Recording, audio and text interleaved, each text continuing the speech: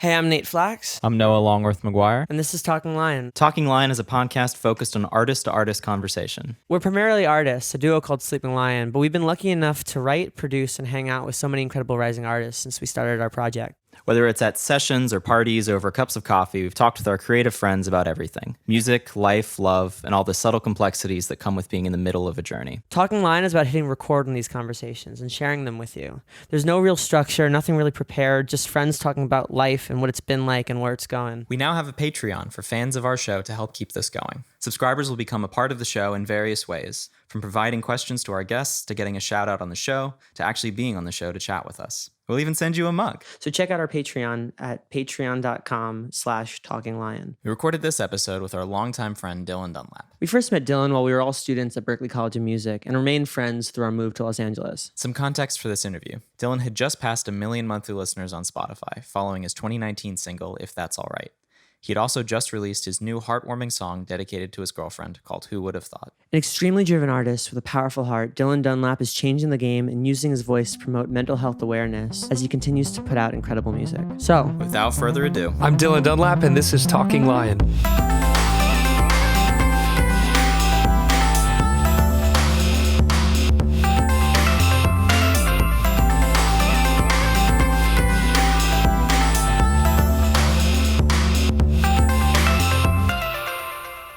well, hello. Hey, how are you? Good. It's good to have you on the show, even remotely. It's kind of a reunion, I think, for you and Noah. Like Yeah, in it's the been a whole. while since we've seen each other. Probably since Boston, if I'm not mistaken, or maybe we've seen each other in LA. But I think that's 6 years ago. yeah, I think it is. Wow. Somewhere in the ballpark. You and I feel like have intersected on like key moments in our like lives. Like I feel like, bumping into you when we were doing City Walk, and also like we got coffee like a couple months ago, like right as things were sort of shifting in our lives. So I feel like you and I have met at various like intersectional points. Yeah, I really had a good time having coffee with you. I think that was in Silver Lake, right? By your place? Yep. It was interesting because I feel like you and I were like kind of experiencing like a kind of low that we knew wasn't going to last. Like I feel like we were both really optimistic, but also just not having a great week, or great like couple weeks. Tends to be that way. But no, I had a great time talking with you. I think it was very inspiring. Likewise. I think we spent 2 hours there, something like that. I honestly, yeah, like I feel like the afternoon just like went. It was one of those really nice conversations. Like I feel like every time you and I've had a chance to sit down and talk, it's been nice. It occurs to me that this is not our first interview. You Berklee. Yeah, you were my first, because I had a radio show at Berklee. You were my first like ever interview at Berklee. That's crazy. I think you were responsible for putting that song, I believe it was called Meant for You, on the rotation at that Berklee radio station. And that was just the coolest. It was still to this day one of the coolest feelings I've ever had. Well, my like, because here's the thing, like, before we hit record, you were like, oh, like you look up to Noah, like I've like when I entered school, I think you had already left or you were just leaving or something. But I'd heard about you, and there was like, you had done The Voice, and I'd heard about you from Josh, who was your roommate, and like, there was whispers of this person, this mythical Dylan Dunlap, and then you came by, we did the interview. But I remember that week because we had just kind of started Sleeping Lion at that point. I remember that week, like you did a house show. And like back in like the Allston basements and stuff, but there was like this feeling of like being part of an entourage for a second, like because it was Syak and it was Josh, it was all of us just like hanging out, but it was like this sort of event of you visiting, and I just remember like really being inspired by that, really like being like, wow, there's a level of confidence and like just fun in this that I could actually really enjoy if I can get my shit together, So that means the world to me. I remember that night very vividly, sweating so much in that basement. I think it was a song called Ella. I tried to get like yes, all of my friends to sing along, and I'm pretty sure I was the only acoustic act of the night. Everyone else was like pop punk, just But you're the most loud. compelling, despite the pop punk, because everybody was singing along to Ella and like all that too. Yeah, I'm definitely going on a nostalgia trip right now. But I just wanted you to know that thank you, was brother. that was my first experience with you. Is just like in this very cool weekend of just like hanging out and doing interviews / like house shows and stuff. So it was both an introduction to you and an introduction to like what this music thing could look like. Yeah, it's always been a blessing crossing paths. I love your story about Halsey. I thought that was very inspiring. A How classic. she inspired you guys to do what you're doing, and yeah, I look up to you both very much. Hey, well, it's appreciate it. we're mutual fans then, it seems, but which has always been nice. Like I feel like you always stuck to your guns in a way that like I truly respect. I feel like so many artists have, us included. I tried to just like figure out so many stuff, and I'm sure you also figure out stuff too. But like, there's just a way that there's always this authenticity that comes first with you that I have always like respected. I've always just like, Oh, thank you. Held to. How long you been in LA for?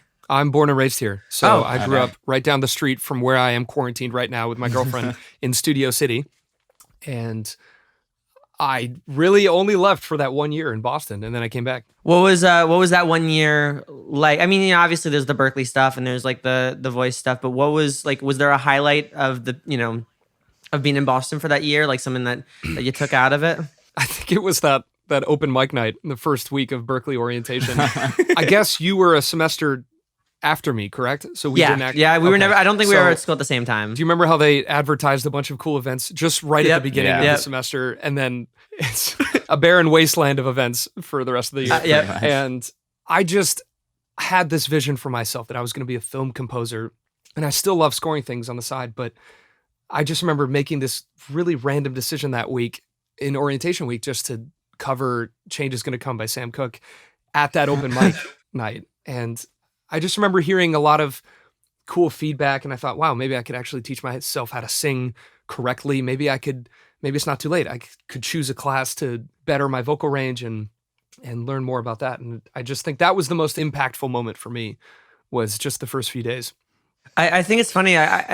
Maybe we've talked about this, but like I also went to Berkeley for film scoring. Like I didn't want to do pop music or anything. Like I was more interested in film and sound design. It's funny how being surrounded by people who are more artist inclined tends to kind of rub off on you a little bit. Yeah. Yeah, I definitely see the cinematic style from you guys. It's gorgeous. I mean, same thing with Josh though. Do you know his side project Voudlo? I haven't don't think heard it so, yet. no. I've been rocking to Roy Juno, but not to. Right. So it's Josh Parra and Matt Bolton. They have this side project called Voudlo, Vaudlow, and it's instrumental, just therapeutic music. Oh, that's awesome. I have an ear now. I can tell like where someone just, oh, that person appreciates movie scores. Now that you mention it, like I feel the same way about you. There is something like, I don't want to say like Garden State, but there is something like, there is like a level of like, this is the moment in the indie film. You know, Yeah. like I feel like you have this filmic understanding of where a song can sit in like an emotional space. You know, like in that sort of cinematic way. I think we were, inspired by it, and also just sort of inspired by how kind of authentically unabashed like filmmakers tend to be. Like filmmakers tend to just like do their thing and hope people, whereas like I feel like artists are oftentimes a little bit more like nervous to just sort of be a little weirder or whatever. It makes us what we are, who we are.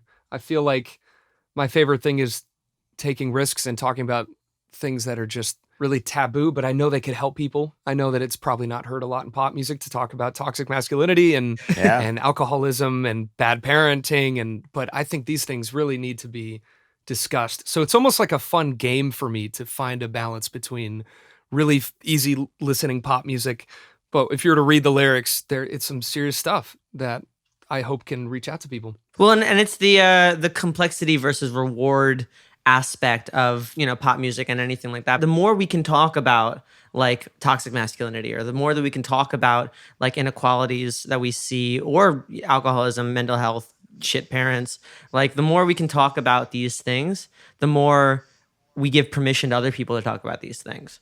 And Absolutely. I feel like that at least starts a kind of conversation. And music is a really powerful vessel for messages. Like I think when you put something to a song, music hits our brain in just such a nice kind of way that when you're able to like put a message about toxic masculinity or about mental illness in the package of a catchy tune, the message I think has the potential to hit harder. I say second only to comedy. Yeah.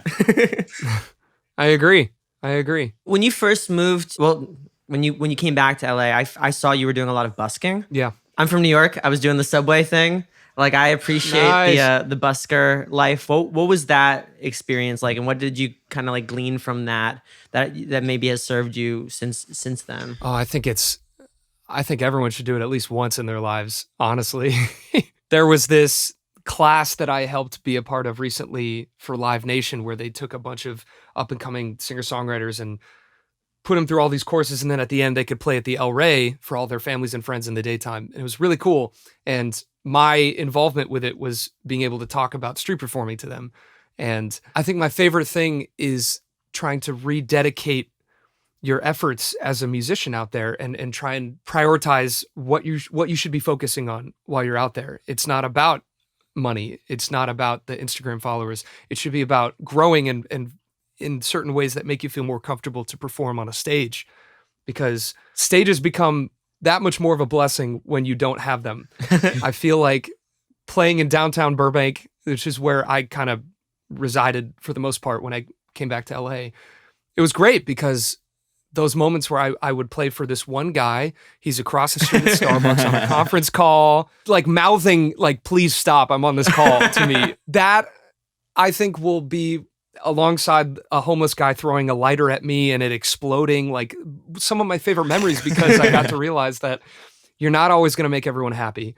You're not always going to get everyone to like your music. There will probably be people out there that hate your music, and there's just nothing you could do. I think it's really helpful in focusing on, okay, I can better my craft out here. This is about finding confidence in myself to play the songs like I am in front of a stadium full of people, regardless of how many people are actually there. And I think that I owe everything that I do now to the bravery that I somehow discovered to play for strangers every day for like 3 years straight. Did you ever do Newbury Street?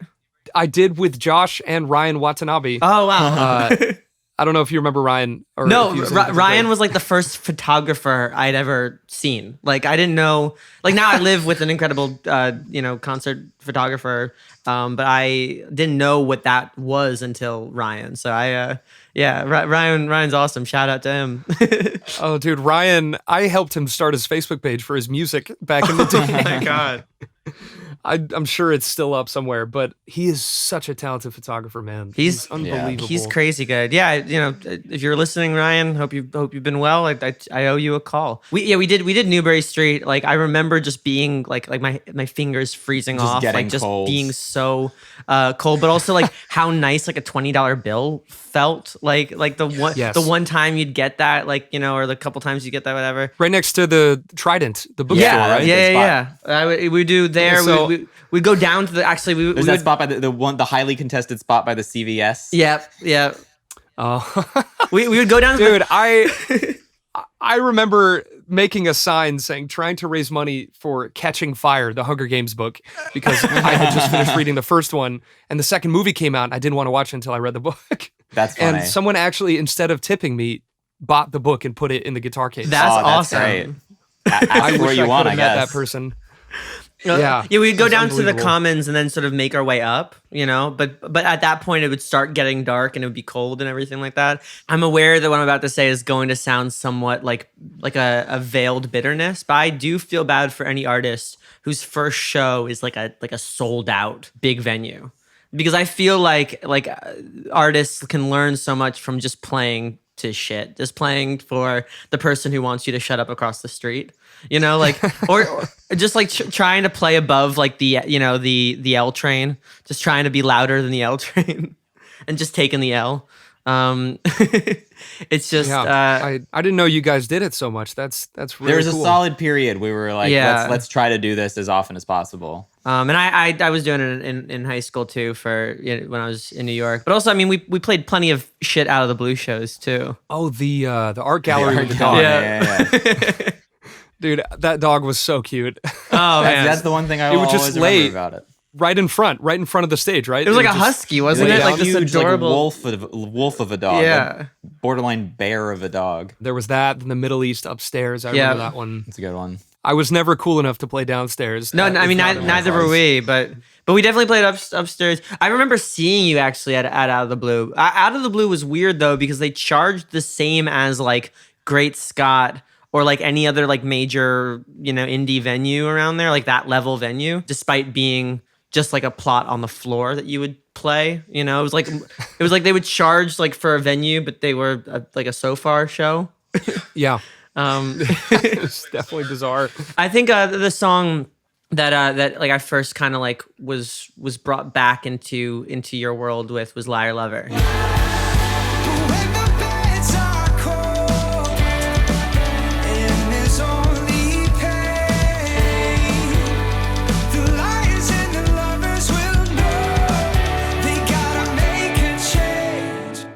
There was just so much energy. Like I know, like I went back and like everything, but I remember the song that like that kind of reached out and kind of gripped me was Liar Lover, and that song just moves in such an incredible way.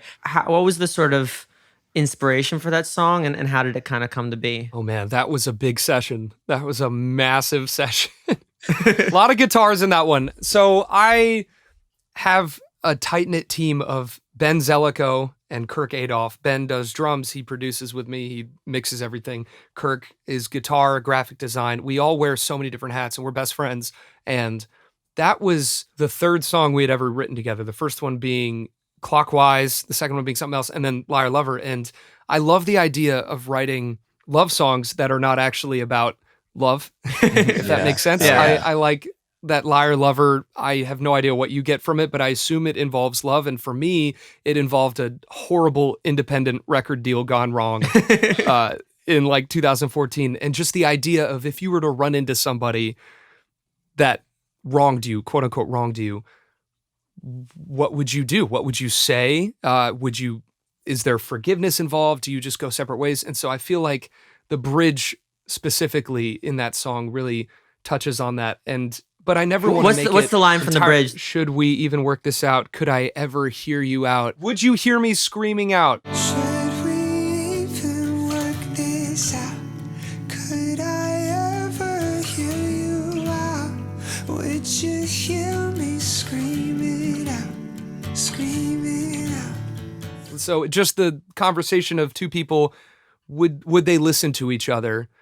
Or when you victimize yourself, are you completely blocking it off so the other person's thoughts and concerns, they don't matter because they wronged you? And it's like the who's the bad guy kind of question in this situation. And I love taking a step back and taking ownership for my actions, and I never want to victimize myself. So I love taking bad situations and somehow trying to flip them and do some good with them. So I hope that song can help anybody that is in a really difficult relationship or just exited one. Well, and what's nice about it is that it almost has like a narrator quality to it, yet you feel the skin in the game.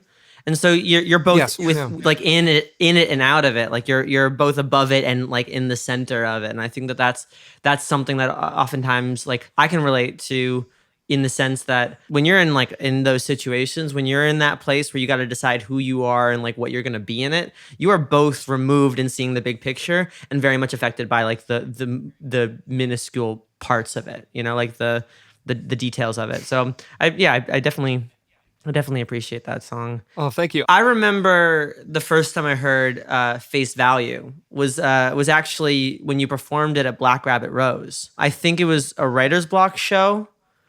Back when they did it at Black Rabbit Rose. I loved those nights at Black Rabbit Rose. Yeah, those were incredible. But I remember when you played Face Value, my jaw hit the floor and I just kept looking at Ari. Like, is this real? Like, it was one of the best choruses I had heard in like a minute. Like it was just so, and you just go up there and you just fucking hit that, you hit that. Tell me how.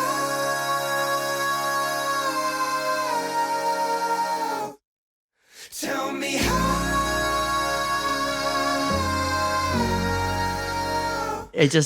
It killed me. So yeah, when the I made the mistake making that in C sharp. I should have just done C and called it a day. But we really really tried to be edgy and go a half a step higher for that song. No, I think the half step makes it, I think the half step, if it was a half step lower, I just, I feel like my soul would want just an extra, an extra semitone, It's like it's like Mike from Breaking Bad says, no half step measures. Wow. What a reference. Oh my. Dude, I still have to watch Better Call Saul. I heard the newest episodes are It just is incredible. so good. Yeah, it's just, I've been watching so much of it and it's so incredible. And I strongly recommend any Breaking Bad fan just like get into it. Just dive in. Yeah. That's a great quote though. That's a really great quote. I remember his character a lot. Yeah, well, I think, my dad used to always say, if you're going to do something wrong, do it right. There's always, if you're going to get hung for stealing a hen, steal a rooster. Like, there's all these things of like, if you're going to do something, if you half anything, you're going to be upset in both directions. Yeah, there's a really stupid deep cut inside baseball engineering thing that one time in a mixed class, I tried to half side chain the bass to the kick. And my professor was like, if you're going to side chain the bass to the kick, you can't do it halfway. You either have to do it or don't do it. And wow. That is something that I think about often.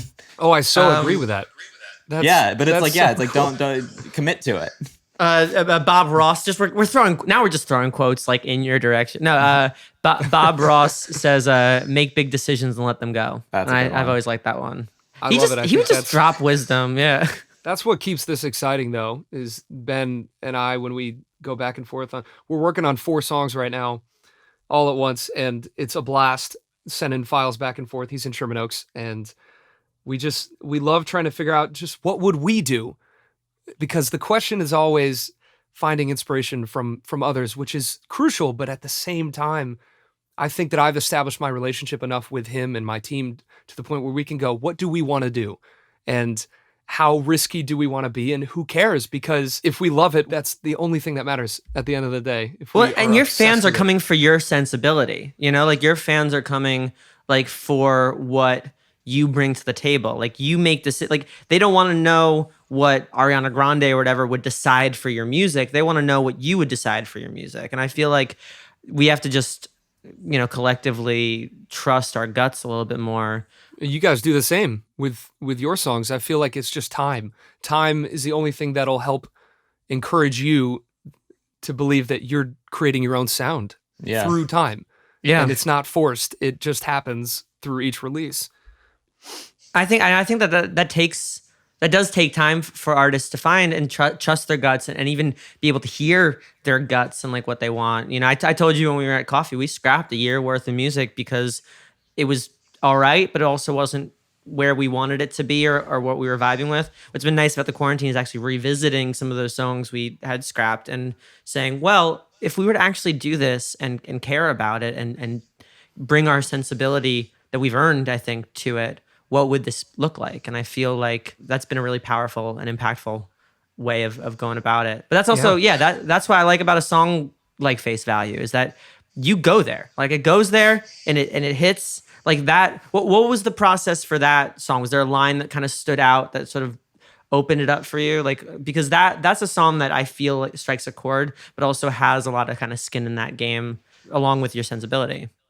Oh, thank you. I think Ben and I were at his friend's house in Agora Hills. It had like this $90,000 grand piano. We were working on a cover sync for this publishing company. We were trying to flip a song from the early 2000s, make it dark, cinematic. And while we were there, I just asked him, I remember asking can we just record as much as we can in the next 24 hours since we're here? Because there's no plugin will sound as good as this. And it's funny because it's not even in the final mix, but in the early stages, I had this right hand root and fifth part. It was a and then we just kind of looped it. There's no chords or whatever. And then I added the left hand going from, oh God, what key is this? C sharp minor? Yes. A sharp minor, F minor to F sharp major, and just falling in love and sitting with the chords for a second, because I find myself trying to figure out what I want to say so quickly that I forget that the reason why I fell in love with all of this, just like you, is because of just the music on its own. And so I remember Ben and I just sitting with the one take piano recording for a few minutes, and somehow ending up deciding on less is more. Let's say something 3 times in a row. Tell me how. Tell me how. Tell me how to take you at face value. Tell me how to take you at face value when I put the walls around you. Tell me how.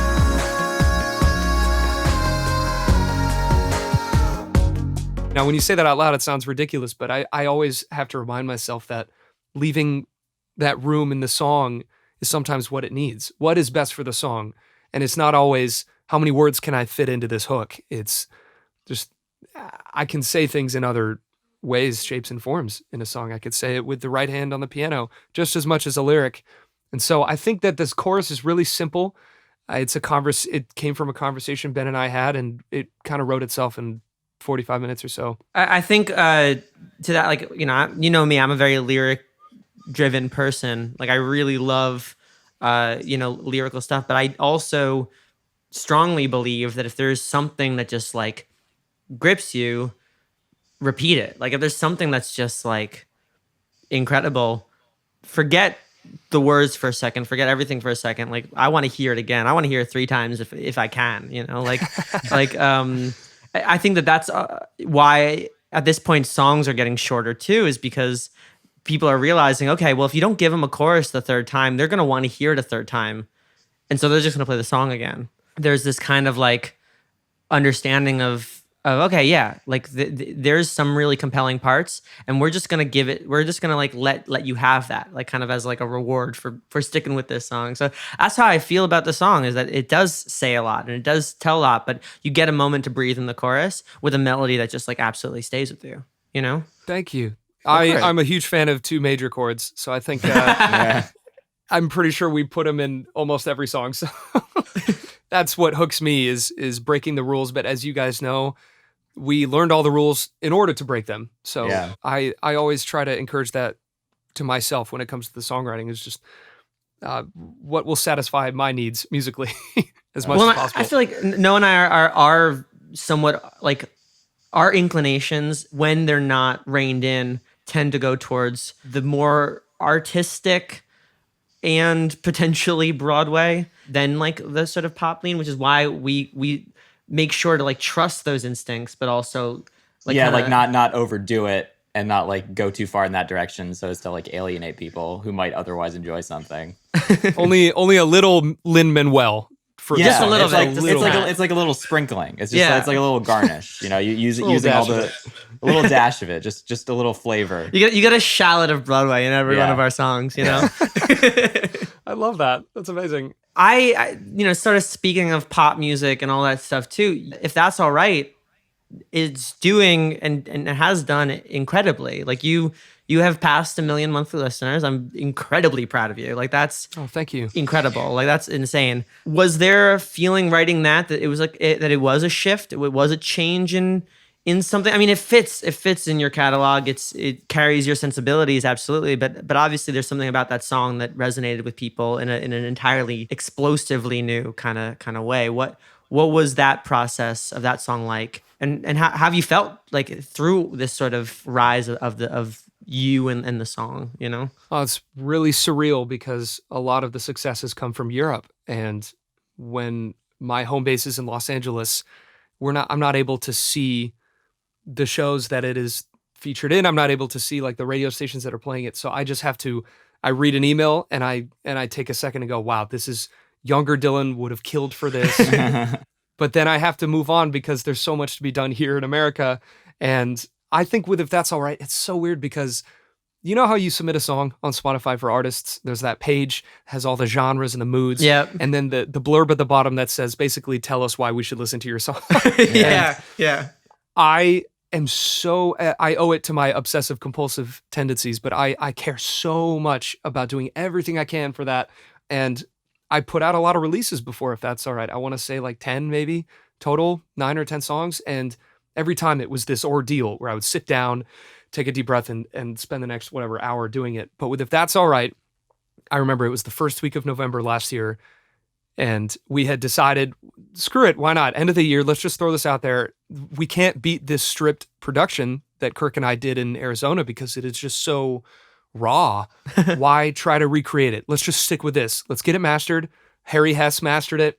We threw it into 1 RPM, distributed it, and then that page came up on Spotify for Artists. And I just remember thinking, you know what? I want to do something different because this is already so different. We care a little less, but in the right amount of ways. In this blurb, I'm just going to explain the meaning of the song, and I'm going to just pour my entire heart out into this submission form. And look, honestly, I have no idea. I think it was heard by it must have been heard by the right people, and it resonated, which is so incredible for me to think about. But I just think that there's something to that mindset that I made sure to have, because I care so much that it's my downfall, especially when it comes to marketing, especially when it comes to production and basically every facet of what you and I do for a living. And it makes me. So I don't regret how much sleep I don't get thinking about all the things I want to do. But I will say there was some peace before any streams. It had negative streams. And there was just this peace with the song, knowing that I did everything I possibly could with it. And I just hope in this holiday season, it reaches out to people to feel more comfortable being alone and embrace that self-acceptance, because I spent all of 2019, I'm pretty sure around the time I met you for coffee, Nate, trying to figure out how to enjoy being alone with myself. I used to be such an introvert back in the college days, and I had just gotten out of a very long relationship in the beginning of last year. And I just remember thinking, I need to fall in love with going to the movies alone and getting a beer and sitting in my own apartment and just breathing and being okay with that, being okay with the silence. So it's cool to know that I was so honest and vulnerable, and it reached almost 8 million people now on Spotify. Like, that means the world to me. And the process was just so organic. And so ever since then, I've just been trying to keep that mindset. I'm not trying to recreate a song at all, but I am trying to keep the mindset of, do I love it? Do you love it? Does everyone love it? Let's do it. Let's just do it. I'm going to come up with the words to share this when it comes out, and let's just work as hard as we can to get it around, but not be disappointed, because expectation breeds disappointment, I feel like, every time. Yeah. I agree. Well, and it's also that, there's the validation there too, that you were just being real, and that realness translated on a global scale. What I love so much about when we got coffee that day was that you and I were in Breakup Town. You and I had just gotten ourselves a ticket to Breakup Town. And we, at first, it the conversation, we were talking about music, we were talking about life, like we were reminiscing on Berkeley stuff. But then it kind of got to that you and I were both in Breakup Town. We were both like upset. There were ways that it was affecting us creatively. There was ways that it was affecting us personally, and also aware of this sort of growth that was ahead of us. And I think part of that growth was both of us just getting comfortable with being alone.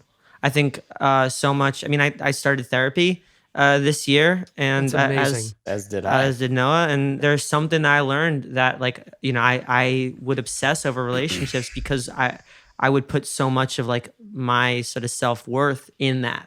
So I feel like the reason your song resonated with me, and I imagine with 8 million people as well, is because, and also being Jew in Los Angeles around Christmas, you're pretty much alone because everybody's away with their family, and you're like, I'm not gonna go home for Christmas, Oh, dude, we got Chinese food and movies, man. That's all we need. That's what that was the thing, is that I was trying to, but again, I was in Breakup Town, so I was trying to just enjoy that. I remember seeing Jojo Rabbit by myself and really getting moved both by the movie, but also by how much I enjoyed seeing the movies by myself, and realizing that I didn't even know I could enjoy that. I didn't even know, because I would always look down on myself for seeing a movie by myself or for being alone. And so I would judge it before I could even enjoy it. Oh man, that is a huge stereotype. I feel like when you find out your friend went to the movies alone, we're always so quick to just go, oh, really? Yeah. And Table for one. I know that if anyone's listening to this podcast, they can't see it, but I have this tattoo right here now of a bunch of movie seats and me sitting alone. I love that. And honestly, man, I think the first one I saw alone was Texas Chainsaw Massacre. I had just turned 17. That was my 17th R-rated birthday outing, and it sucked, man. But the movie going experience was incredible, because when you think about it, if you're going to the movies with somebody, your brain, you can't stop it from going, oh, I hope this person next to me likes it. Absolutely. All the conversations that you want to have. And it's cool to, even with my girlfriend now, like we talk during movies because we just love spending time with each other and talking no matter what, but we're also able to be silent with each other. And I think that is what was lacking in any friendship that I might have had in the past, or any kind of relationship, is the comfortable silence that it was lacking. And so now, obviously, I've gotten more comfortable seeing movies with someone else, preferably her. But I think that's amazing that you've done that, and you've grown to realize, like, that's actually a very therapeutic experience. Well, that was like the highlight of 2020. Like, that was one of the best days of the year. Mind you, this year kind of took a turn where best days is not necessarily like a high benchmark. Yeah. But Oh, man. but I went to the Americana. I bought like new shoes, which was like a big kind of like sticking point for me. Nice. I told my therapist, like, I consider myself a brain in a jar, so why invest in the jar? And she's like, that's sad. You know, that sounds sad, right? Right. So I bought myself shoes and like some skincare stuff, and just like ate a sandwich while the fountain was doing its thing. And then I had some time to kill. So I had to get my parking validated. So I'm like, I'm just going to watch a movie, and that'll be how I validate my parking. So I just went and watched Jojo Rabbit myself. And that was honestly one of the best days of the, and it was just great because for the first time I realized I could enjoy being by myself and just sort of doing nothing alone. What a great film to see for your first one alone. Right. Right. That movie was gorgeous. I loved stunning. it. But that's the thing too, is you almost, and I feel like this probably happened with you and Marissa, when you realize you can be alone, being with somebody else becomes a choice. And when you have that choice, it means that you get to choose who you actually want to be with, as opposed to like who's kind of like filling the gnawing, aching void in your heart. Right. If you don't mind me asking, how did you two meet? Oh, And she loves. I only asked loves as a segue into who would have thought. No, of course. I mean, she's an incredibly talented actress and dancer and voiceover actress, and she made the big move to LA about 5 or so years ago with her mom, but they needed a place to stay. I'm going to summarize this as fast as I can. They found someone, and her name's Ashley and her husband's Joey, and they kind of just stayed in their house in I want to say Chatsworth, and Joey's a bass player, and who I happened to meet by playing at a Christian church in Burbank called South Hills, and Joey and I just started playing together, and I had him do some of my shows, and Joey would always invite her to come to the show to meet me, and maybe we could be friends, if anything, right? And she never made it out, not because she didn't want to, but because I was in a relationship at the time, and it just didn't seem right. And so Marissa had been following me for a little bit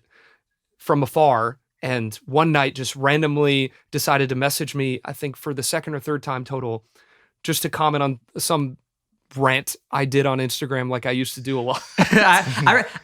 Your rants meant a lot. I remember those. Yeah. Thank you. You're very kind. She commented on one, and it was, I don't know, like 11 p.m. and I had just moved into my new apartment in Burbank. And this is so unlike me, but part of me just wanted to meet her. I felt like I had to meet her right now.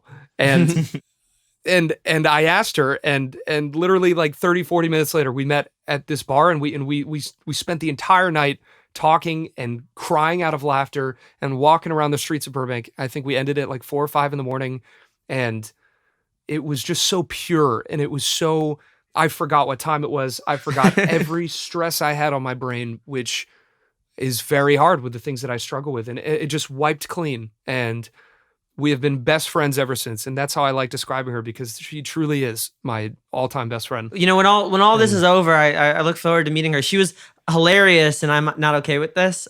She I actually laughed out loud. I think I texted you like immediately afterward. I was just like, yeah, this is hilarious. The marijuana is a gateway drug line Yeah, that yeah. she has. Oh, she's amazing, and I think that it's so great to be somebody's cheerleader and have somebody as your cheerleader, but at the end of the day, throw it all away, and we would be okay. We would be totally fine.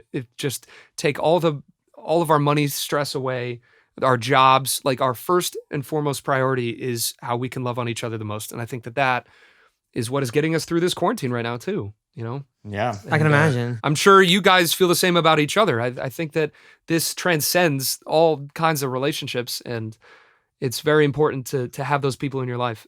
If anything, Yeah. I feel like some of the more like smaller tensions in the house kind of dissipated as we all realized we'd have to sort of be here together, and so it's been actually enjoyable, just like watching shows and movies and just like having fun where we can in all of this, So I definitely vibe with that. Did you write? Who would have thought after that night you guys hung out? We had this weird pattern of going to diners with human names like Vivian's and Sloan's, and all of September 2019 we had gone to a bunch of diners, and there was this one experience where she was waiting for me at Vivian's on Ventura in Studio City, and I felt, again, I had no control, just very compelled to sit down and tell her exactly my priorities with her and my intentions with her and what I wanted, and just put it all on the line and see what happens. And we both ended up crying, I think. And it was great. So who would have thought the song that I just released is about that diner going experience, that specific day at Vivian's where we spent God knows how many hours just having the deepest conversations I think I've ever had. And so the verses are words that actually were said. Tell me, Marissa, where did you come from? Let's order 2 cups of coffee. I don't care if they don't come. Tell me, Marissa, do you mind if I ask you, is there something you need from me? Well, I'm here all afternoon. She's basically a co-writer at this point for that song because of those conversations. And I have always had a love-hate relationship with my hometown. I think everyone leaves their hometown to pursue something greater elsewhere. That's for the creatives. That's how I feel about New York. I feel like New York was a place I had to leave to just sort of prove to New York I didn't need it, Exactly. And I love that about you. And I love that about all of my friends that have packed their cars, packed all their shit, and just traveled across the country. It is so brave. And it's something, if I'm being honest, growing up, I envied because everyone was moving here. And I've had so many traumatizing experiences in my personal life, my family, and I always thought like a fresh start somewhere else would be the move. And what I realized is if I did run away, I would probably be taking my demons with me. And I think it's really mature of me to actually stay put and find the beauty in Los Angeles, find the beauty in the relationship that I'm so madly in love with right now. And I've actually fallen in love with sun. I mean, I love rain, and it never rains here. And there are so many newfound discoveries that I've had since September. And I thought that kind of perfectly captured that moment in time. And so I surprised it with her at the hi-hat, Grant Owens. We found new music showcase he had.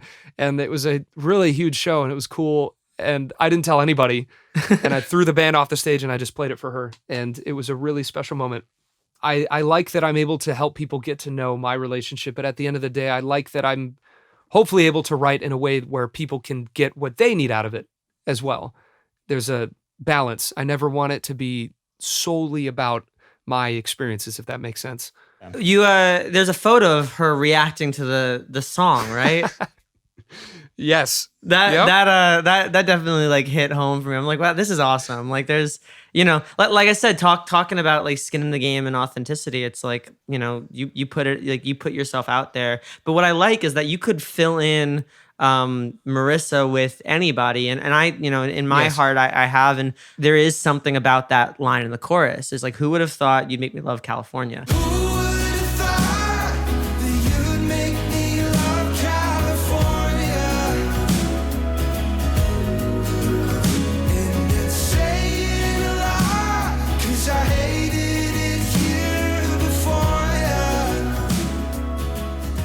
Like there are people who, that was the basis for one of our, first songs about Boston. But like There's something to be said about re-experiencing your own city through somebody you love's eyes, because you can't help but like love it as well. Like when you're going out with somebody and they show you, you know, Gossip Girl or their Bachelor or whatever, like shows on your own you might not have been into, but you love it because they love it, and then all of a sudden, like, you know, it becomes this thing for you. The same could be said for a place like California or a place like Boston or New York or whatever, that you can love it because you get to see it through new eyes. And I feel like what I love about that song is that it really captures that. It's a great love song, but also it's like kind of an encouragement to like give your city another chance, or give your life another chance by experiencing it from a different perspective.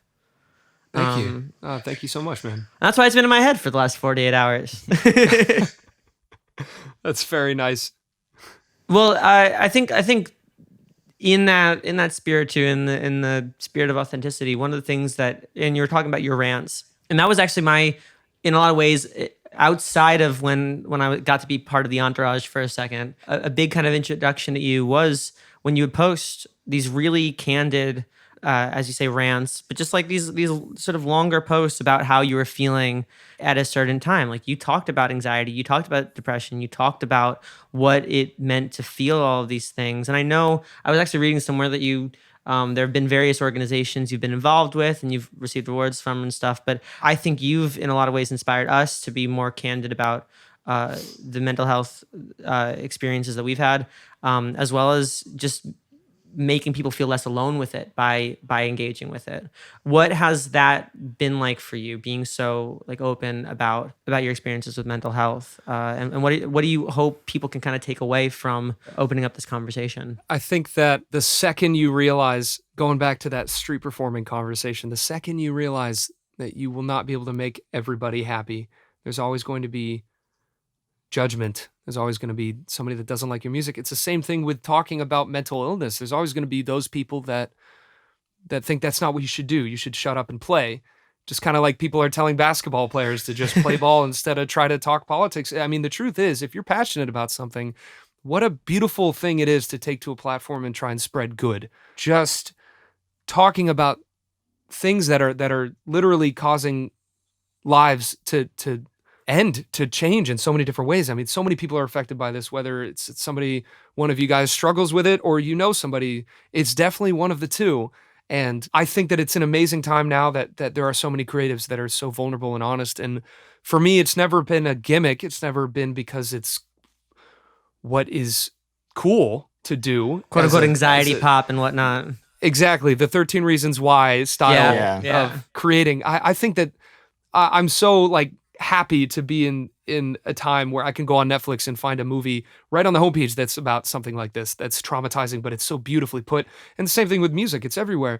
But for me, it's always been a really difficult challenge because what I struggle with as it is diagnosed as being on the autistic spectrum, it's such a specific thing and music is such a universal thing. So I have always wanted to find a way to talk about my life experiences, but only to turn the table, only to say, here's me, but really this is about you opening up. Maybe not to me. Maybe it's not through a direct message. Maybe it's not through at the end of the show coming up to me. Maybe it's you just being alone with your thoughts and being a little bit more comfortable than you were before, or reaching out to someone you know.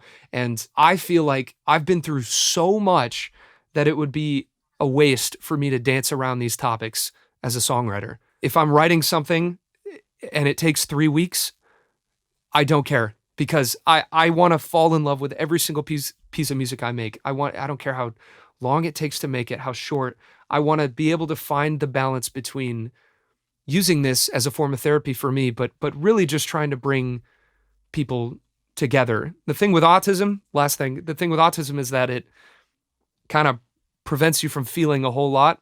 And so I don't really have that kind of stage fright, or like if I put out a song, I don't really have that fear of people not liking it. I'm just kind of incapable of that kind of fear. I fear other things, marketing side, technicality issues and malfunctions. But in terms of me talking about like my dad, there's a song I'm going to put out this year that is so specifically about what happened when I was a kid, but it kind of hits home into the bridge that talks about with the lyrics, it's okay to cry, it's okay to laugh, it's okay to be happy when I'm told I'm supposed to be sad.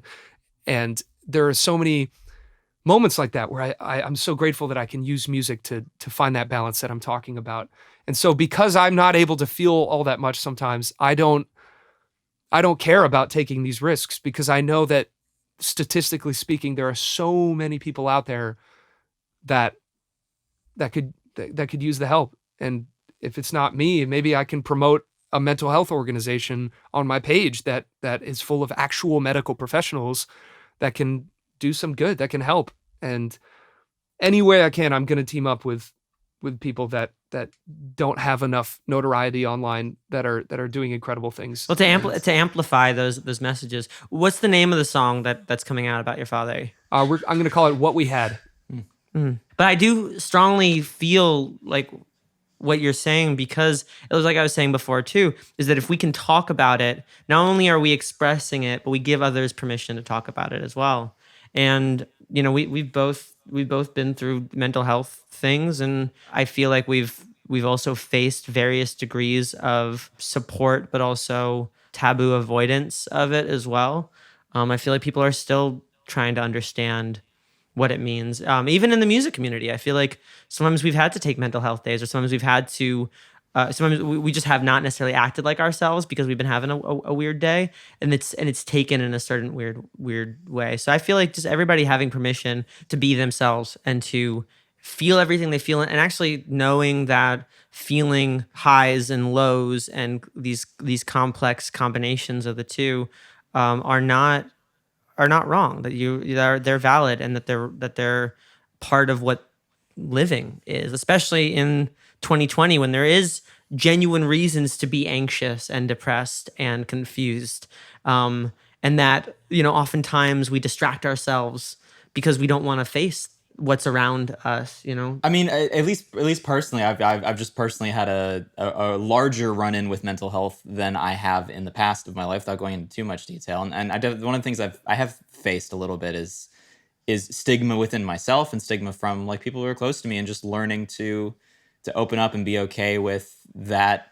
Mental illness is like any other kind of illness, and it's like, we philosophically treat regular illnesses very differently than we treat mental illnesses. Like if you get sick, everyone's just like, get well soon, but mental illness, because it's tied to your personality, like carries a different kind of weight. And it's definitely something I've been working through recently. I'm trying to be okay with, that it's a struggle. Also, we shouldn't have to pay hundreds of dollars for therapy. I just think as a society, Yeah. I think as a society we shouldn't. I think I urge like the PROs and everything to at some point help to provide like therapy tools or therapy for musicians, because I feel like especially musicians could benefit all from from having subsidized therapy in some kind of way.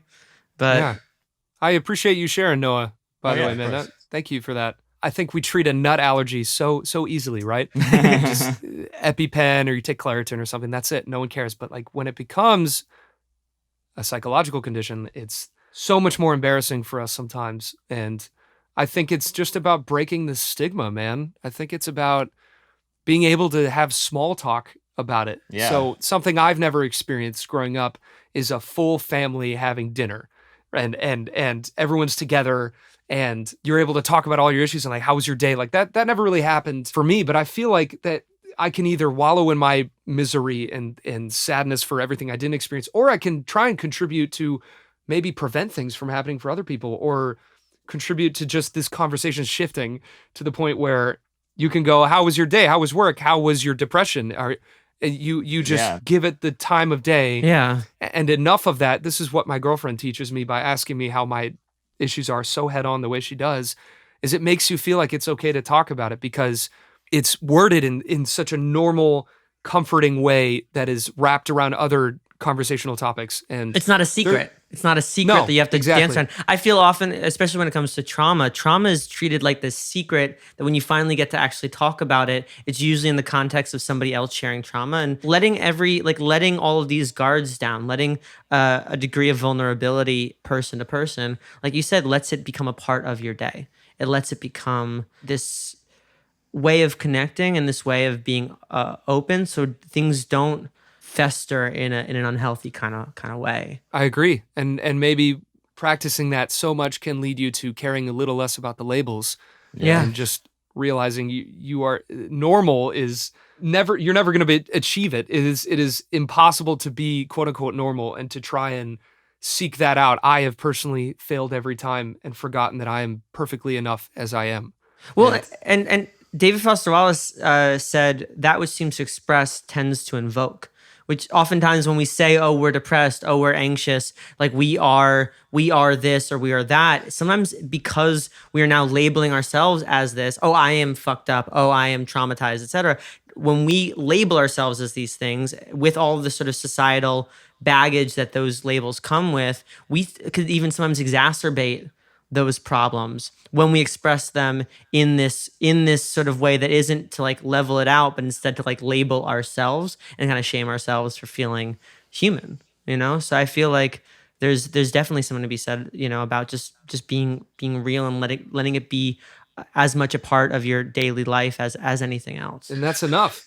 That's enough. More than enough, as is. That's more than enough. We're just approaching the hour, but I'm wondering, do you want to do a quick lightning round? There's like a couple questions, quick off the dome. Okay, let's do it. Let's do it. First question. Oh, no. What is your phone background? My screensaver is of me and Marissa, and my phone's actual background is Coldplay's A Head Full of Dreams logo. Oh, nice. That's a Nice. good one. Second question. Do you have a non-musical hobby?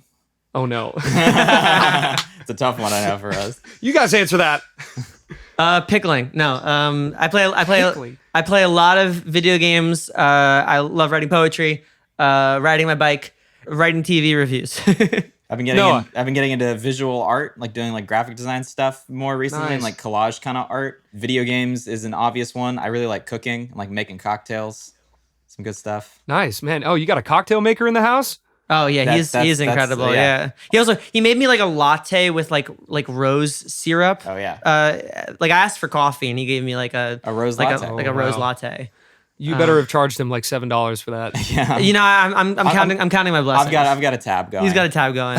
I would have to say my hobby is, I'm not even joking, I see every single movie that comes out into theaters. So I'm not right now, obviously, but I mean, every single one that would come out. Have you watched Onward? Absolutely, twice. Yeah, I definitely cried. That's a great You movie. you have an older sister, yeah? I do. I think sibling relationships are always complicated, regardless of who you are. And I feel like Onward just like twists that knife in just a beautiful way. Oh, don't even get me started. We can do our own podcast just about that movie. Oh, yeah. It was beautifully done. I really liked the music too Yeah. of that one. Do you have a skill that you would like to have? I would like to cook better. I really would. That's a good one. Same. Yeah. I've just Yeah. learned breakfast burritos, and it's been a game changer.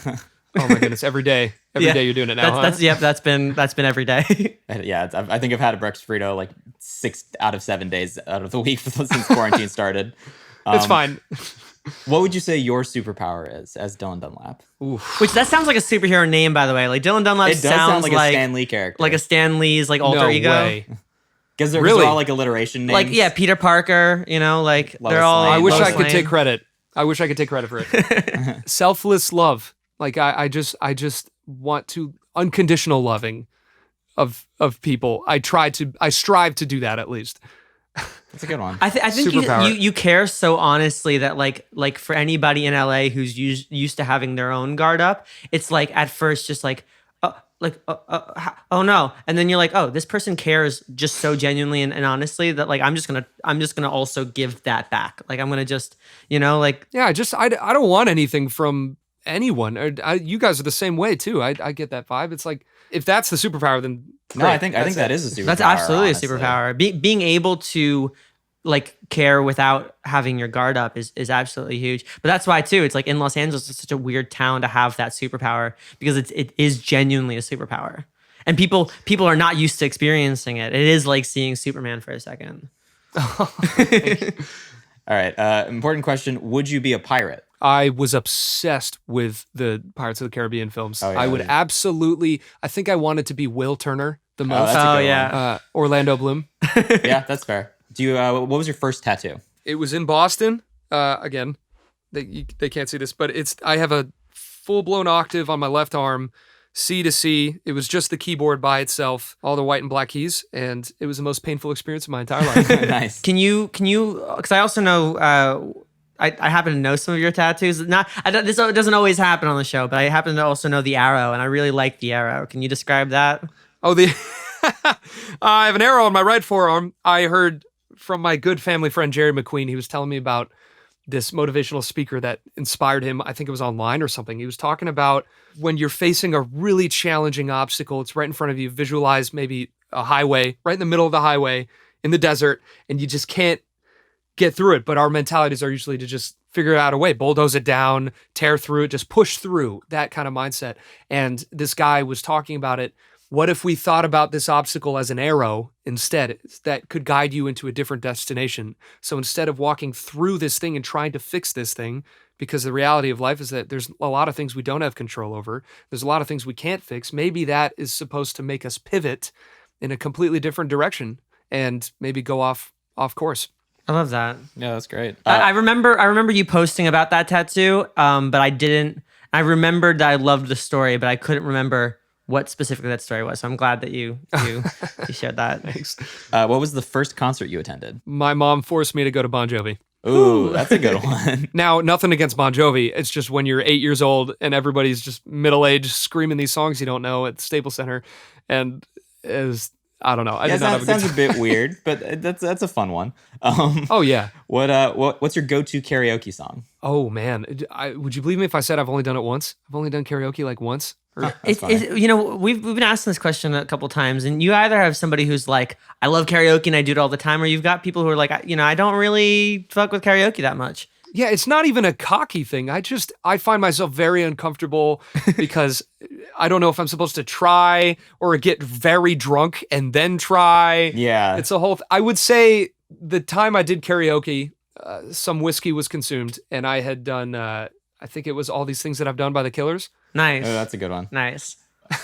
What are your favorite movie, favorite book, and favorite TV show? I would say Whiplash, Silver Linings Playbook, Perks of Being a Wallflower. Those movies are fantastic. I would say Every Day is a book by an author named David Levithan. David Levithan, yeah. Oh, yeah. Yeah, very much in the John Green world, and it's an amazing book about this being. It's not a guy or a girl, just this entity that wakes up in a completely different body every day in a certain mile radius and falls in love with a person, but realizes every single day it turns into somebody else, and there's no way that the love can work out. And it's brilliantly written. I did a terrible job trying to explain No, it. I think you did. Knowing the book, I think you did a pretty solid job of selling it. Also, you say like David Levithan's in the world of John Green. They actually wrote a book together called Will Grayson. And it's amazing. And it's great. And favorite That's right, yeah. TV show? Ozark or Mrs. Maisel. Oh, those Mrs. Maisel. Yeah, those are good options. I mean, maybe I'm biased because that's all I've been watching in this quarantine. no, that's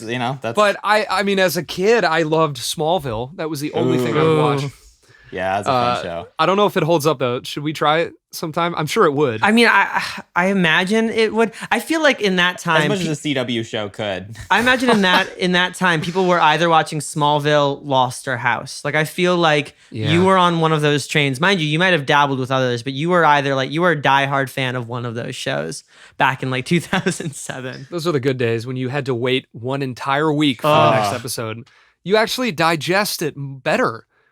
I remember House had the craziest finales. Oh my God, yeah. right? Man. They would just go off the air for so long and you're just left alone with your thoughts. And it's great. I love that. Well, I'm almost like mad or jealous or bitter of Breaking Bad fans because between like Hank on the toilet and the rest of the season, we had to wait months. And I remember that. Or yeah. like when you watch Lost and like when she like, hits the rock on the bomb and it suddenly flashes to white and that's the end of the season. We had to wait a year to find out what happened. Dude, Lost was a whole nother level of frustration. Do you remember Right? when the island just disappeared?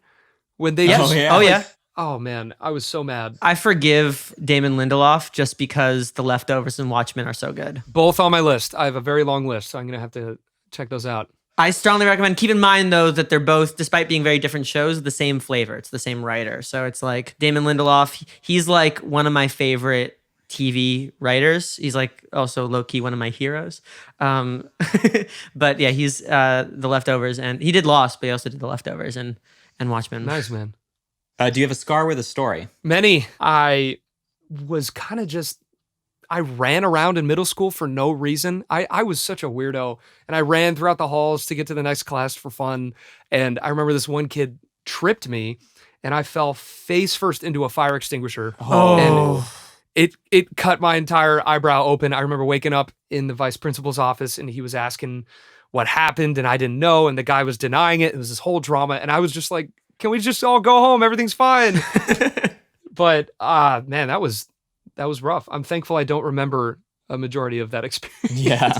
But I definitely got injured a lot. My mom took me to the emergency room way too many times as a kid. I accidentally injured kids a lot. I have. Oh. I did like I was that like I was also a pretty rambunctious kid, but I also did not have any awareness for like anything. I think in my tenure as a child, there was one kid who was I was playing tag with in a wood chipped area, and I didn't want him to tag me, so I sort of pushed him away from me, and he fell and got a cut from the wood chips on his face. And then also when I was in Little League, I didn't realize that I was too close to the people while practicing my swinging. And I luckily I didn't bean a kid, but I definitely grazed a kid who now has a permanent. He's in his 20s now and has a permanent scar that with my name on it. One time I just punched someone in the nose because they cut me in line at a water fountain at summer camp. Wasn't that the president's son? No, that was a different thing. I have so many questions. I was not a violent child. I didn't tend to get in fights, but this one time, I guess I got road rage. Someone cut me in line at a water fountain. I just clocked him in the nose. I was like 9 years old. No, It was Watch a out, really guys. uncharacteristic Noah experience. But I Don't cut Noah in line. Don't cut me in. I don't know. he's listening now, plotting his revenge. Like I don't know what he's- came over me. It was something else. Yeah, Nate, if you receive any like wood chips in the mail, you should probably move. You should definitely move. You talk about like things that keep you up at night, like irrational anxieties. I definitely have like I know what you did last summer complex. Like I'm afraid that I did something that I blocked out, or like I did something accidentally, or like I led to a chain of events or whatever, and that I have like a murderous nemesis. Like I have an arch enemy who wants me dead, which I imagine is a level of narcissism that is worth examining. But like I definitely Noah's convinced I'm gonna die in a duel, and I'm not disagreeing with him. Oh, that's great. That's really healthy. Yeah, completely normal thoughts that people have on a normal. Speaking of thoughts that people have at this moment, what are 3 thoughts you have at this moment? I have to go get my mail and groceries. From my other place, I am excited to pick a movie to watch tonight with Marissa, and I'm really excited for Ben to fix the notes for this demo that we're working on, and he's gonna send it back soon. Yes. Ding ding ding! You got it. Ding, We ding, ding. watched Oakja last night, and I recommend it, but only if you have plans of being a vegetarian. I mean, I'm open-minded to it. She certainly eats. She does not. I'm touch not. meat, I'm so not. But as of last night, I am. So it's. Oh wow. Okay, I'll definitely check it out. It's also just Bong Joon-ho. Bong Joon-ho, it's really Such good. a great director. God, he is unbelievable. Didn't he do the one with Chris Evans? Yeah. Oh, Snowpiercer is great. Yeah. We watched Snowpiercer Snowpiercer. right as this was starting, and that was a bad idea. Yeah. Oh, So it's very That's a terrible it's idea. apocalyptic, and it's Now everything's apocalyptic. now everything's apocalyptic. What are you most we're proud all gonna of? end up on a train. Yeah. Sorry, The question is, what are you most proud of? being here. Hey. Just in general, being here today. Yeah. I love that. No, that's very wholesome. And finally, what are you most excited for? I'm excited for a lot of things that I'm not at liberty to say that are coming in the next few weeks, and I'm excited to keep working just as hard when they happen. I believe as an artist, there's no time to just sit back and let everyone work for you. I think that when the team grows and amazing things happen, it should only give you more incentive to work even harder. So I'm excited to just continue doing what I'm doing. Well, and Dylan, not only have you been like an influential part of our life, both personally and musically, you've also, I think, been a point of reference for people to be authentic, to be themselves, to trust their sensibility and their artistry, not just for us, but for the community. Like I grew up with Zen. I not like grew up, but I knew him as a kid. And I know you guys are friends and stuff. Like I know how you've influenced the people around you as well. So I just want to thank you for being honest with us, for coming on, and I'm grateful for your friendship as much as I'm grateful for your music. So thank you, man. It's good to see you. Thank you. I hope we can talk like this over coffee in person when it's allowed. I would love that. Tell Marissa we say hi and that we're looking forward to meeting her as well when the world whirs back to life. But in the meantime, we're excited for what you're up to, and call us whenever, man. We'll brave this out together. Thank you so much, Nate, Noah. You guys are amazing. Likewise. Thank you so much for having me. I appreciate it. 'Cause I'm just falling in love with myself tonight. I'm not scared of being alone with my head off on mine. Now I'm not trying to be rude. I love everything about you, but I'm just falling in love with myself tonight. If that's all